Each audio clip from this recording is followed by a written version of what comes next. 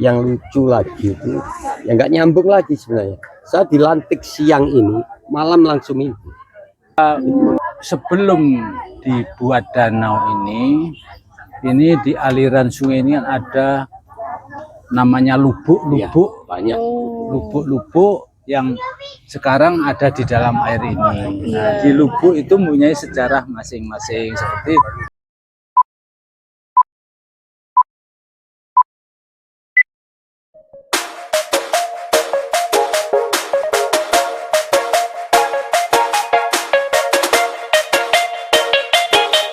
Assalamualaikum Pak. Waalaikumsalam.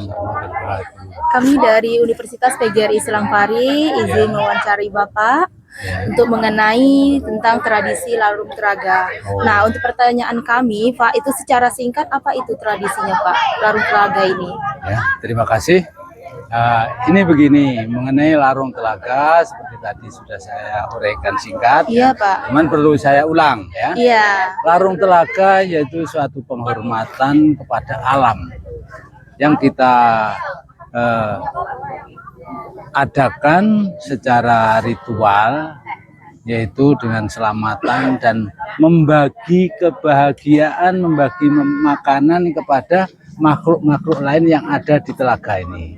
Karena dari luas danau itu, di situ terdapat bermacam-macam makhluk yang kita tidak tahu, baik itu di dalam maupun itu di luar. Iya kan, kira-kira begitu kan? Iya. Nah, makanya itulah kami pada waktu itu bersama Bapak mantan kepala desa kita ini mempunyai gagasan, yaitu kita belajar berbuat baik, saling menghormati sesama makhluk Allah. Iya. Nah, itu tujuan kita sebenarnya itu. Karena apa? Kita punya pamrih. Dengan adanya kita berbaik hati dengan makhluk-makhluk lain, mudah-mudahan mereka akan baik kepada manusia-manusianya.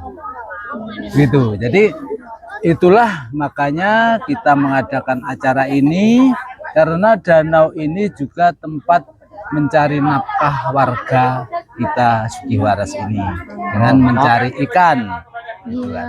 Itulah makanya kami selalu mengadakan, kita memohon Allah Subhanahu wa taala supaya warga kita, baik itu warga Sugiwaras maupun yang berkunjung di sini, selalu diberi keselamatan, tidak mendapat halangan suatu apapun. Jadi alhamdulillah syukur sudah berjalan sekian tahun ini, kurang lebih 9 tahun acara Larung Telaga ini kami adakan. Jadi alhamdulillah bisa berjalan walaupun hanya sederhana, namun dari kesederhanaan itulah yang kita ambil maknanya. Jadi walaupun sederhana, walaupun itu mewah, tapi maknanya, tujuannya itulah kita memohon kepada Allah Subhanahu wa taala supaya warga kita ini diberi keselamatan, diberi kesejahteraan, karena telah dengan adanya alam ini warga kita bisa hidup, artinya bisa diberikan rezeki. Nah, itu kan. Jadi kita namanya manusia, makanya kami mengajak, mari kita berbuat baik kepada siapapun, kepada makhluk apapun. Saya kira itulah, walaupun dari berbagai macam agama, lintas etnis, saya kira kalau namanya berbuat baik itu tidak ada salahnya. Iya. Iya enggak? Enggak, iya benar. Jadi kami sangat berharap kepada generasi-generasi kami ke depan, khususnya kepada anak-anak ini, kenalah dengan sejarah. Karena tanpa mengenal sejarah nggak bisa maju, karena nggak tahu apa yang telah terjadi kan. Benar, iya, Pak. Nah, tapi kalau anak-anak ini mengenal dengan sejarah, tahu oh pada waktu tahun itu aja sudah bisa mengadakan demikian. Nah, kenapa dengan zaman yang lebih canggih, dengan modal yang ada, kok nggak bisa lebih baik? Nah, itulah. Jadi sangat berharap kepada anak-anak kami, generasi-generasi kami ke depan tolong dilestarikan. Dan juga tadi kita akan mengadakan acara bersih desa. Nah, itu juga ada kaitannya, yang kesemuanya itu mohon ridho Allah Subhanahu wa taala dengan kita mengucapkan puji syukur dengan atas limpahan rahmat rezeki yang disampaikan diberikan kepada warga kami. Masih ada yang tanyakan? Satu lagi Pak. Ya. Nah, untuk siapa saja yang terlibat dalam pelaksanaan tradisi Larung Telaga ini Pak? Pada awalnya itulah kami berdua dengan beliau ini yang mempunyai gagasan itu.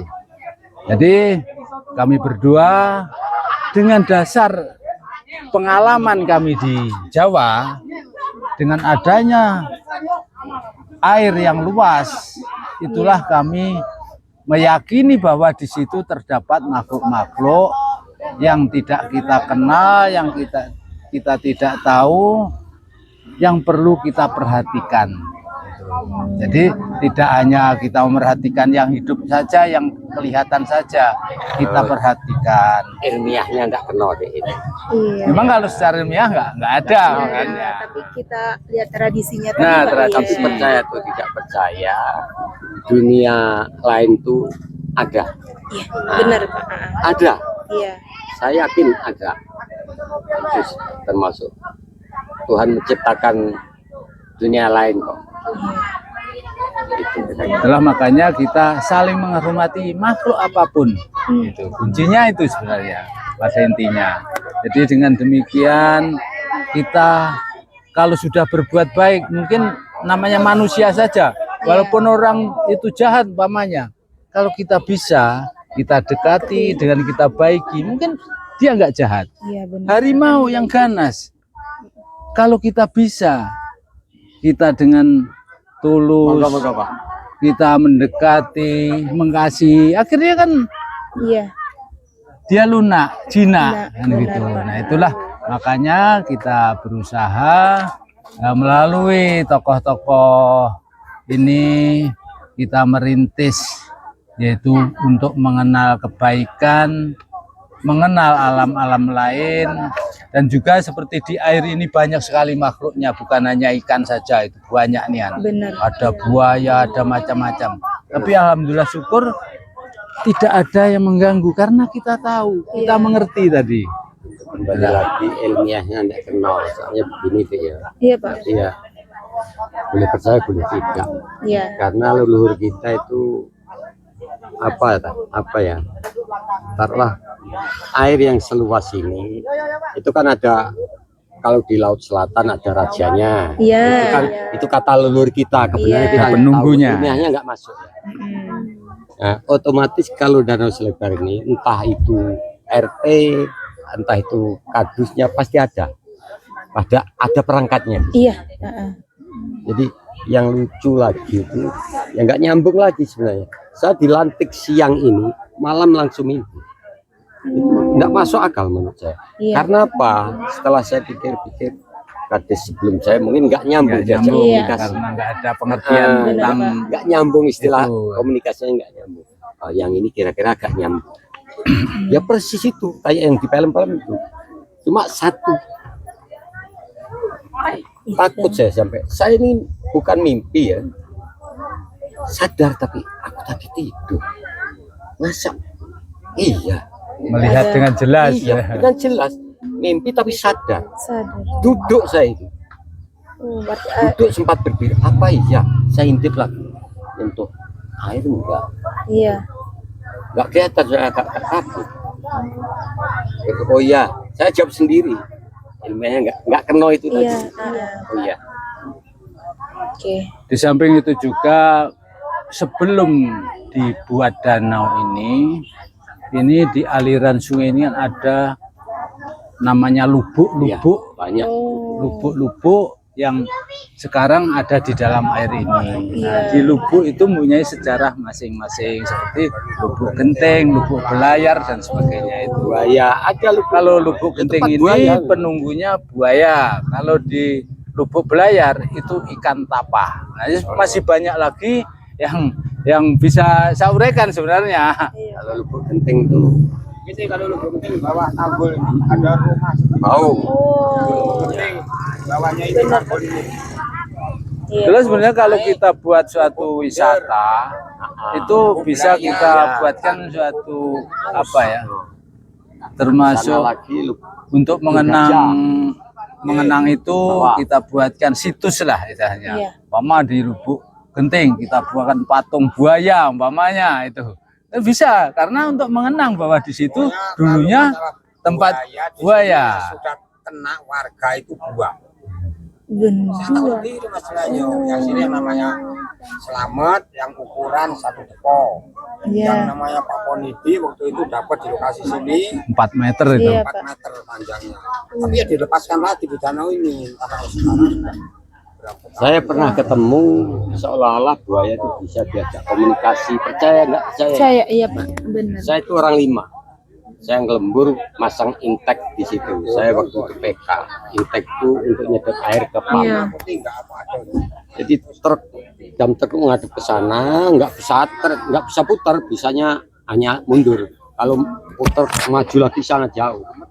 Jadi buaya itu di belakang terkira 5 meter dari. Pas sore jam 5 mau pulang. Akhirnya kawan yang 45 dengan sopirnya naik semua, saya ikut naik tapi saya di pinggir. Ini Kok nggak pindah-pindah. Akhirnya saya turun sambil kaki ini agak di atas, takut kalau dia ngejar kan. karena diomong Buaya, kita ini sama-sama makhluk yang kuasa. Kamu cari makan, saya cari makan. Saya nggak ganggu kamu, tolong jangan ganggu saya. Bedanya kamu cari makan, kamu makan sendiri. Kalau saya untuk makan anak istri, itu nggak lama. Iya. Berapa detik kemudian mundur ya. Begitu. Sampai heran kawan aku yang 5 itu. Loh, kok bisa diajak Bisa ngomong diajak kan ya? komunikasi, Nggak tahu, gitu. saya juga nggak sengaja. Benar Pak. Iya. Oke, mungkin ada satu lagi Pak yang pertanyaan kami. Ya. Apakah ada nama lain atau sebutan khusus untuk tradisi di kalangan masyarakat setempat ini Pak selain ini? Larung Saya telaga. kira tidak ada. Mungkin itu, Itulah Pak, ya. Hanya itulah. Oke. Cuma itu kan dinasionalkan, lalu larung telaga. Kalau bahasa sebenarnya kan ya sama Jawa, sih. Larung telogo, Iya. bukan telago, telogo. Oh, Telogo. Iya. Ya, benar. Telogo itu waduk lah.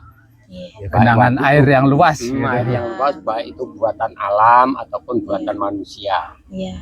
Oke, mungkin Mbak Emma. Pak, di sini kan di Desa Sugiwaras ya. Iya.